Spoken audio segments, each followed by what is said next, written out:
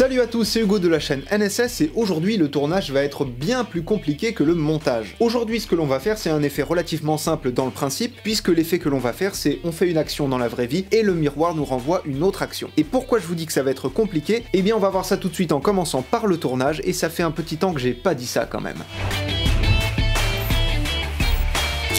Le tournage en soi, encore une fois, dans le principe, il est pas compliqué. Vous allez avoir deux plans à faire. Sur votre premier plan, vous allez faire une action découpée en trois parties, un début, un milieu et une fin. Et sur votre deuxième plan, vous allez refaire exactement la même action, mais en modifiant le milieu. Pour ma part, mon plan se découpe comme ceci. Première partie, je me touche la barbe. Deuxième partie, je me baisse pour prendre quelque chose. Et troisième partie, je me relève, l'air intrigué, comme s'il s'était passé quelque chose. Et bien, dans le deuxième plan, je refais exactement la même chose. Je commence par me toucher la barbe, mais au moment de descendre, je descends pas tout à fait. Je stabilise et je fais le mongolien, et après je remonte et j'ai l'air intrigué comme s'il s'était passé quelque chose. Ce tournage est compliqué, pourquoi? Puisque c'est un exercice de timing extrêmement précis. Vous allez devoir refaire les mêmes gestes avec le même timing, même si on peut accélérer ça en post-production, ce que j'ai été obligé de faire pour ma part, il va quand même falloir néanmoins refaire exactement les mêmes mouvements, sinon votre effet sera raté. Donc n'hésitez pas à faire plusieurs prises et préparer à l'avance ce que vous allez tourner. Moi je savais à l'avance que j'allais me toucher la barbe une fois à gauche, une fois à droite, puis au milieu comme ça, et pareil quand je me relève, je savais exactement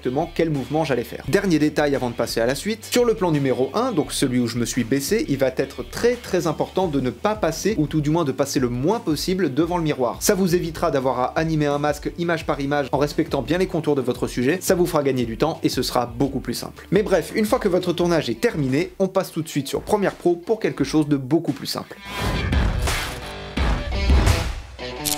Ce qu'on va commencer par faire, c'est délimiter les deux parties qui nous intéressent. Je me positionne au début, juste avant de commencer à toucher la barbe, là je me baisse, là je me relève, je suis intrigué et c'est la fin. Donc ça c'est mon rush de base. Et sur la fin je vais donc prendre l'autre rush, je me touche la barbe, je fais le con et je me relève, l'air intrigué. Déjà, chose très intéressante, les deux rushs dans ma timeline font le même temps. C'est une bonne nouvelle. Je vais sélectionner mon deuxième plan, je vais aller dans options d'effet, je vais prendre l'outil plume de l'effet opacité et je vais venir faire un masque au niveau de mon miroir. Comme ça, ce qui reste de mon deuxième plan, c'est uniquement le reflet. Là, comme on voit, je lève la main en même temps, c'est une bonne nouvelle. Et là, on voit déjà qu'il y a un premier problème de vitesse. Là, je commence à me toucher la barbe en entier, alors que là, je suis à peine en train d'amener la main. Donc, je vais me positionner au moment où je finis de me toucher la barbe ici. Je vais appuyer sur M, comme ça, j'ai une marque à cet endroit-là. Je vais avancer jusqu'à ce que mon reflet ait fini de toucher la barbe. Je vais venir faire un cut sur mon plan 2. Et dans mes outils, je vais venir sélectionner la modification de vitesse. L'idée, ça va être d'accélérer le plan 2 pour que les deux plans fassent la même action en même temps. Donc, je sélectionne mon rush et je vais venir le tirer jusqu'à ma marque. On regarde ce que ça donne.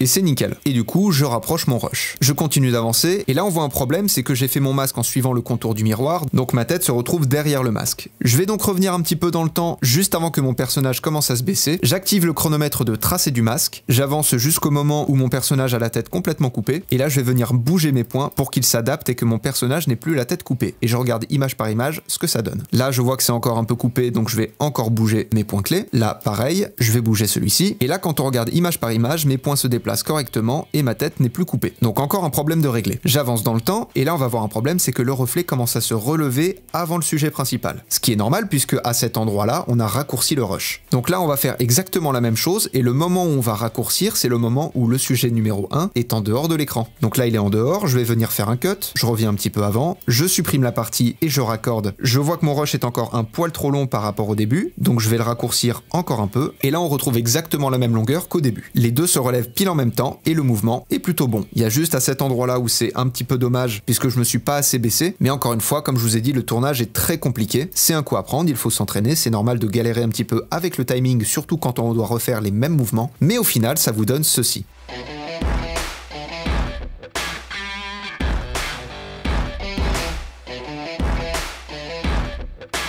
Ce qui est assez marrant, je trouve, dans le monde de l'audiovisuel, avec Premiere Pro notamment, c'est que des fois, des effets très compliqués visuellement parlant, ça va être d'une simplicité déconcertante à la création, alors que des effets comme ça, qui en théorie sont tout simples, vont être une vraie purge à créer. Je trouve ça assez marrant. Mais bref, en attendant de galérer à nouveau dans un tournage, apprenez, utilisez et progressez dans vos montages. La plateforme Buy Me a Coffee, mon Instagram et mon TikTok sont dans la description de la vidéo. Je vous fais des bisous et à plus.